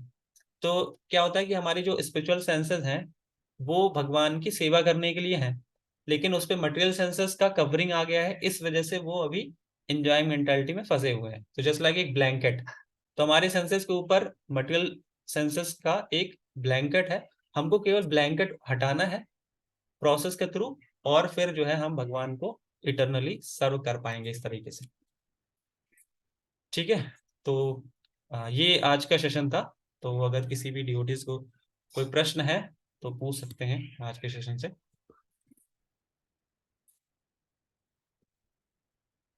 हरे कृष्ण। हरे कृष्णा प्रभु जी। मेरा ये क्वेश्चन है, आपने बताया था कि प्रभुपाद जी ने बताया था कि लक्ष्मी को कैसे डिवाइड करना चाहिए, एक बार फिर से बता दीजिए। जो प्रभुपाद जी ने बताया था वो बताया था कि आपकी जो अर्निंग है उससे 50% आप स्पिरिचुअल चीजों में लगाइएगा। जैसे हम लीड बैग खरीदते हैं, या यात्रा पे जाते हैं, या भगवान के लिए भोग लेते हैं, या मंदिर जाते हैं उसमें जो एक्सपेंस होता है, या अगर हम डिवोशनल अटायर खरीदते हैं उसमें जो एक्सपेंस होता है, उसका तो हमारी अर्निंग का वो 50% होना चाहिए। और बाकी जो मंदिर में डोनेशन देते हैं ये 50% हो, ये हाईएस्ट स्टैंडर्ड है। हमें यहाँ तक आना है, हम ये अभी है नहीं है, वो मेरा भी वो स्टैंडर्ड नहीं है, लेकिन प्रभुपाद जी ने बताया 50% आपका जो है स्पिरिचुअल एक्टिविटीज में एक्सपेंड होना चाहिए। 25% आप इमरजेंसी के लिए रखिए। इमरजेंसी के लिए जैसे हेल्थ इश्यूज कुछ आते हैं, या फिर फैमिली में कोई दिक्कत आती है, तो 25% आप अपने इमरजेंसीज के लिए, 25% आप अपनी नीड पे खर्च करिए। नीड क्या होती है जिसको आप अवॉइड नहीं कर सकते हैं? जैसे आप कहीं रह रहे हैं तो उसका रूम रेंट देना हो गया, आपका राशन का खर्चा हो गया, आप कहीं कम्यूट करते हैं, आने जाने का खर्चा हो गया, है ना, आपके जो राशन आता है, इन सभी का जो खर्चा है ये आपका नीड में आता है। वांट्स में क्या है? जैसे आप कोई लग्जरी करना चाहते हैं तो लग्जरी के लिए नहीं बोला गया यहाँ पे, कोई कोई लग्जरी कोई स्थान ही नहीं है, वो स्टैंडर्ड पे हमें आना है कि हमें वो की जरूरत ना पड़े। तो 50% जो है स्पिरिचुअल चीजों के लिए, 25% इमरजेंसी फंड के लिए, और 25% अपनी नीड पे खर्च करना है। तो इस तरह से डिवीजन होना चाहिए। Okay Prabhu ji, Hare Krishna. Hare Krishna. Any other question, any duty? Yes, yes, Kanchan Mata ji. Hare Krishna प्रभु जी। हरे कृष्ण। हरे कृष्णा प्रभु जी। मैंने आज काफी दिनों में पहली बार क्लास में ज्वाइन कर रही हूँ, तो मेरा जितना सुना है उसमें जी मेरा जी। ये सवाल ये है कि जैसे आपने कहा कि 100% 50% हम्म भगवान के लिए, पूजा के लिए, ठीक है प्रभु जी, और हम्म 25% नीड प्लस 25% इमरजेंसी बाकी, फंड। अच्छा हाँ इमरजेंसी के लिए। तो 25% में नीड तो आज के समय में तो पूरी हो नहीं सकती है, कि अगर बच्चे पढ़ने वाले हैं और बच्चों को शादी शादी के लिए भी अगर जोड़ना है, ये सब तो बड़ा मुश्किल होता है ना। तो यस माता जी। 50% अगर हम दे रहे हैं तो बड़ा मुश्किल है, ये हाँ, यस चीज माता में जी। समझ में नहीं आई। तो उसके लिए देखिए क्या आता है कि अगर हम मान लो आईएएस की तैयारी हमें करनी है, तो अभी कोई कहते हैं नहीं ठीक है 1 महीने बाद परीक्षा है, आप तैयारी कर लीजिए, हम कहेंगे हमारी तो लाइफस्टाइल ही नहीं है। तो उसी तरह से लाइफस्टाइल पूरी चेंज करनी पड़ती है। एक इवन एक सॉर्ट ऑफ आईएएस एग्जाम देने के लिए ना, आपको क्या खाना है, क्या क्या कब सोना है, कब उठना है, किन लोगों से बात करना है, कौन सा कंटेंट आपको वॉच करना है, कितने दिन आपको पढ़ाई करनी है, फूड आइटम कैसा रखें ताकि पेट हल्का रहे, आप पढ़ाई पे कंसंट्रेट करें, तो उसके लिए प्रॉपर प्लानिंग लगती है इस चीज के लिए। तो सिमिलरली अगर हमें इस स्टैंडर्ड पे आना, बहुत हाईएस्ट स्टैंडर्ड है, मैंने बताया कि ये स्टैंडर्ड पे अभी मैं नहीं हूँ, लेकिन हाँ कुछ डीओटी हैं जो ऐसा करते हैं, और उनका एक्सपीरियंस मैं आपको बताना चाहता हूँ। कुछ डीओटी हैं जो अपने अर्निंग का 50% डोनेट करते हैं। अब उन्होंने क्या बोला, उन्होंने बोला कि प्रभु जी एक्चुअली क्या था कि पहले हम सोच रहे थे कैसे होगा कैसे होगा कैसे होगा, जैसे निर्जल एकादशी हम सोचते हैं ना कि कैसे हम एक दिन बिना पानी पिए रह पाएंगे। माइंड, तो हमारा जो लिमिट लगाता है वो हमारा माइंड लगाता है, तो अभी उस चीज को हमें ओवरकम करना है। तो उन लोगों का क्या एक्सपीरियंस था, उन्होंने बोला कि जब 50% हम देने लगे तो हमारी जो सेविंग थी और ज्यादा होने लगी। अब वो कैसे हुआ, आप उनसे मिलके बात कर सकते हो। ऐसे एक ड्यूटी नहीं, कई सारी ड्यूटीज हैं। तो इसका मतलब ये है कि हमें अपनी जो बॉन्ड्स हैं उसको हमें एकदम लिमिट में रखना है, तभी जाके हम इस स्टैंडर्ड पे आ सकते हैं, है ना। या कुछ के लिए ऐसा भी है कि अगर हम 50% नहीं भी डोनेट कर पा रहे हैं तो 5% 10% इतना हम कर सकते हैं। हमको एकदम उस पे नहीं आना है, चरम पे, तो हम 5% 10% भी दे सकते हैं, दैट इज सफिशिएंट। ठीक है Mata ji, I hope this will answer your question. जी जी। और गलत तरीके से जो पैसा कमाते हैं, अगर वो उसका 50% दे रहे हैं तो वो भी गलत है। हाँ, पहले तो गलत तरीके से पैसा कमाना ही गलत है, और उसके आगे तो हम जो कुछ भी कर रहे हैं वो तो गलत है ही, तो हमें नहीं करना है, लोग गलत तरीके से पैसा नहीं कहते कमाना। जी। कहते हैं लोग कि जैसे कि अगर हमने बहुत गलत पैसा कमाया है तो सब मंदिर में दान कर दो। हम्म। तो इससे अभी आप कह रहे हैं ना, इफेक्ट पड़ता है, जैसे गलत पैसे का गलत इफेक्ट पड़ता है हमारे ऊपर। तो हाँ, जैसे वो गलत पैसा लेकिन कमा रहे हैं, मंदिर में दान कर रहे हैं, तो मंदिर के लोगों पर भी गलत गलत इफेक्ट पड़ना चाहिए। नहीं नहीं, ऐसा नहीं होगा, उनके लिए वो गलत है। लेकिन अगर कोई भी पैसा भगवान के वहां पे आया, तो वहां पे भगवान को या फिर जो भक्त हैं उनको कोई नुकसान नहीं होगा, क्योंकि जैसे ही पैसा वहां पे आता है, जैसे सूर्य है तो वो किसी चीज को, कोई चीज सूर्य को गंदा नहीं कर सकता। अगर वो स्टूल के ऊपर भी पड़ेगा ना तब भी स्टूल शुद्ध होगा, सूर्य गंदा नहीं होगा।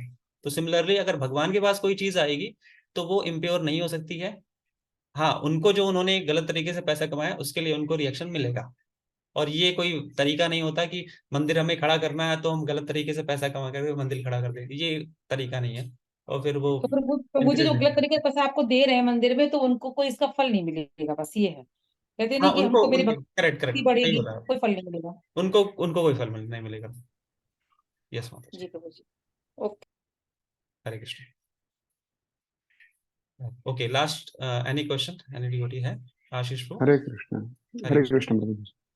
प्रभु जी, जैसे अभी बात हुई थी सेंस ग्रेटिफिकेशन की, जी। कई बार हम देखते हैं अपनी लाइफ में कि हमें लगता है कि हाँ कुछ चीजों के हमें अपने ऊपर कंट्रोल करना चाहिए, लेकिन प्रभु जी एक समय आता है कि जब हम कंट्रोल की सीमा कभी कहीं ना कहीं, या शायद हमारी प्रैक्टिस उतनी अच्छी नहीं होती है, तो कभी कभी वो हमें डिस्ट्रैक्ट करने लगता है प्रभु जी। तो इसके बारे में आप कैसे समझाएंगे, क्या कैसे मतलब यस यस हो जी। क्या?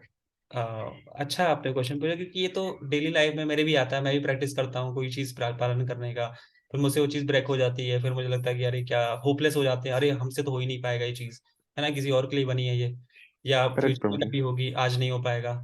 तो हम्म। ये क्या है कि अ, हमारा क्या है कि इतने समय से हम गलत चीज़ प्रैक्टिस कर रहे थे, तो उसको चेंज करना इतना आसान नहीं, हैबिट को बदलना आसान नहीं होता है ये।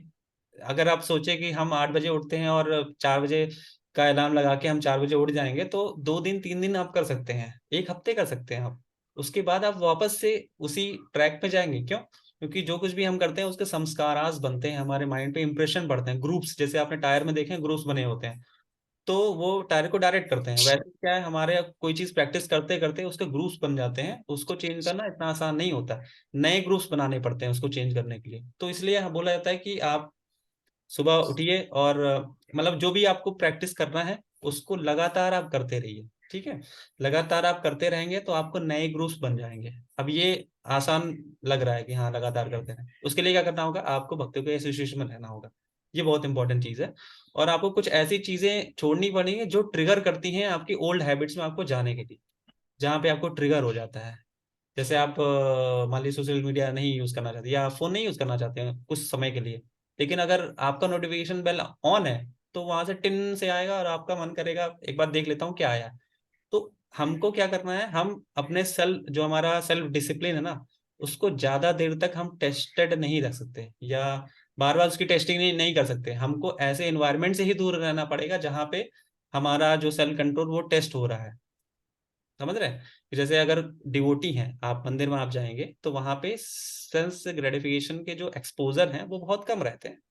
जैसे कोई डिवोटी या ब्रह्मचारी है तो उनके फोन में वो चीजें हैं ही नहीं, जो चीज उनको डिस्ट्रैक्ट करती है उस चीज को उनको हटा दिया है। ऐसा नहीं कि वो फोन में रखेंगे और बार बार आएगा तो वो बार बार हटा देंगे, ऐसा नहीं होता है। उस चीज को ही आप उन्होंने हटा दिया है कि ये चीज हमारे सामने ना आएगी, ना इससे हम ट्रिगर होंगे या हमको सेल्फ डिसिप्लिन इसमें दिखाना पड़ेगा, और वो चीज प्रैक्टिस करना बहुत आसान हो जाएगा। तो पहली चीज ये है कि अगर आप कोई चीज नई हैबिट डालना चाहते हैं तो सबसे पहले एसोसिएशन में आइए, ठीक है। दूसरी चीज, आप अपने आसपास का ऐसा माहौल क्रिएट करिए ताकि वो चीज करना आपके लिए इजी हो जाए, ठीक है। तीसरा, जो आपके डिस्ट्रैक्शंस हैं उसको आप कम करिए, और उसके बारे में आप किताबें पढ़िए। जो चीज़ आप प्रैक्टिस करना चाहे उसके बारे में आप किताबें पढ़िए, उसके बारे में सुनिए आप ज़्यादा, तो आप वो चीज़ कर ले पाएंगे, ठीक है। चौथी चीज़ ये है कि अगर आप फेल भी होते हैं, है ना, तो भी आप दोबारा से थोड़ा सा अपना टारगेट थोड़ा सा कम करके दोबारा से आप स्टार्ट करिए, है ना। फेल होने के बाद हमारा मोटिवेशन कम हो जाता है कि अरे यार हम 4 दिन तो 4 बजे उठे, 5वें दिन हम फेल हो गए, तो अब क्या होगा, हम नहीं हो पाएगा। तो वापस से आप स्टार्ट करिए, चीज़ों को लगातार करते रहिए करते रहिए करते रहिए, even failing you keep on doing. तो एक दिन क्या होगा, आपके नए ग्रुप्स बन जाएंगे और आपके जो पुराने ग्रुप्स हैं वो धूमिल पड़ जाएंगे, तो आप नए हैबिट को आसानी से कर पाएंगे, फिर आपके लिए वो नेचुरल हो जाएगा, है ना। नेचुरल नहीं होता हमारे लिए, पुरानी हैबिट में जाना काफी इजी होता है, नए हैबिट में आना इजी नहीं होता है। Yes sir. बट प्रभु जी, एक चीज इसमें मैं थोड़ा सा ऐड करना जी जी। चाहूंगा। कभी कभी चीजें हमारे कंट्रोल में, ऐसे कुछ चीजें होती हैं जो हमारे कंट्रोल में शायद नहीं होती हैं। अभी जैसे मैं अपनी लाइफ का एक एग्जांपल देता हूँ, जैसे मेरा अपना जॉब प्रोफाइल है प्रभु जी। अभी जैसे कि मैं जस्ट एक छोटा सा एग्जांपल लेता हूँ फूड को लेकर के। फूड, जैसे कि हम सात्विक फूड प्रेफर करते हैं भगवान को ऑफर करके। तो अब प्रभु जी, जैसे मैं लाइक अभी मैं अपने शिप पे रहूंगा, तो वहां पे जिस तरह के मल्टीनेशनल लोग हैं, अब उनके बीच में प्रभु जी उनको इस तरह की बातों को समझाना डिफिकल्ट होता है। जैसे मैं तो भी मतलब लाइक मैंने अपने बचपन से ही नॉनवेज कभी नहीं खाया, तो उसकी तरफ तो नहीं रहता है। बट प्रभु जी, वो अनियन गार्लिक वाला सीन होता है कि मतलब लाइक जब यहाँ रहता है तो वो पूरा फॉलो होता है, वहां पे अवॉइड हो पाता है। बट क्योंकि हम किसी को फोर्स नहीं कर पाते हैं, तो फिर वहां पे ये चीजें थोड़ी डिस्ट्रैक्ट भी करने लगती है कि लाइक हम अपने ऊपर कंट्रोल एक लेवल तक कर सकते हैं, लेकिन उसके बाद, करेक्ट क्योंकि प्रभु करेक्ट। जी मैं किसी को फोर्स नहीं कर सकता हूँ कि वो करेक्ट मेरे लिए करेक्ट। वैसा खाना एरिया बनाए। एरिया एरिया ऑफ कंसर्न होता है, एरिया इन्फ्लुएंस होता है। कंसर्न ऐसा होता है जी जैसे बॉस हमारा खराब है, हम बॉस को नहीं चेंज कर सकते। एरिया इन्फ्लुएंस क्या जी है, हम अपने एटीट्यूड को ऐसा बनाए कि बॉस हमको पकड़ ही ना पाए किसी चीज में। तो जी जैसे आपने बताया कि वहाँ पे ऐसा सिचुएशन है, तो क्या है ना कि हर चीज के लिए प्लानिंग बहुत जरूरी है। तो इसके लिए वैसे आपका जो कंडीशन है उस हिसाब से जो जनरल राय है, वैसे तो आपके लिए तो एक प्रॉपर गाइडेंस, एक प्रॉपर अब 1 to 1 बात करेंगे तब मैं आपको डिटेल में बताऊंगा। तो जी इन जनरल तो यही है कि हमको प्लानिंग करनी चाहिए कि जैसे मान लीजिए कि आपको डॉक्टर ने प्रेस्क्राइब किया है कि आपको अनियन गार्लिक नहीं खाना है, तो उस केस में वहां जी पे हम ऐसा बोल सकते हैं कि ऐसा डॉक्टर डॉक्टर का प्रेस्क्रिप्शन है कि हमें अनियन गार्लिक से मुझे एलर्जी है। तो वो, तो उस तरह से उनको बताइए ताकि वो कुछ ऐसा प्रिपरेशन करें या ऐसा कुछ अरेंजमेंट करें कि आपको अनियन गार्लिक ना लेना पड़े। ये एक तरीका है, मैंने बताया आपको, ठीक है। और भी जी तरीके ये हुए कि जैसे कई 3-4 आइटम बन रहे हैं तो उसमें हमें बोल सकते हैं कि एक ऐसा आइटम जिसमें ये चीज़ ना हो, आप वो चीज़ मुझे दे दीजिए। थर्ड ये है कि आप कुछ ऐसा ड्राई फ्रूट लेके जाइए जब कभी इस तरह का आइटम बने तो आप उस ड्राई फ्रूट को यूज कर पाए, ठीक है। चौथा ये है कि अगर आपको कहीं किचन का एक्सेस मिले तो आप ऑयल को बॉयल करके आप सेल्फ कुकिंग कर सकते हैं, और जो बहुत जल्दी से प्रिपरेशन होने वाले आइटम्स होते हैं उसको आप बना सकते हैं। तो ऐसा कुछ आप टेक्निक्स पालन करके फॉलो करके आप उस चीज़ को अवॉइड कर सकते हैं। प्लानिंग बहुत जरूरी है इन चीज़ में, है ना। जी जी प्रभु जी, इसके बारे में आपसे वन ऑन जी वन जी। जैसा आपने बोला यस जी, yes. Will talk later. Yes yes. Thank you Prabhu ji. Yes हो जाए। तो thank you all devotees for joining, और लास्ट में एक अनाउंसमेंट है, टाइम काफ़ी हो गया है, I am sorry for that. लेकिन आई होप आपको सेशन से काफ़ी कुछ जानने को मिला होगा, और क्वेश्चन आंसर भी जरूरी थे तो इस वजह से हमने किया वो। हाँ, अनाउंसमेंट ये था कि हमारा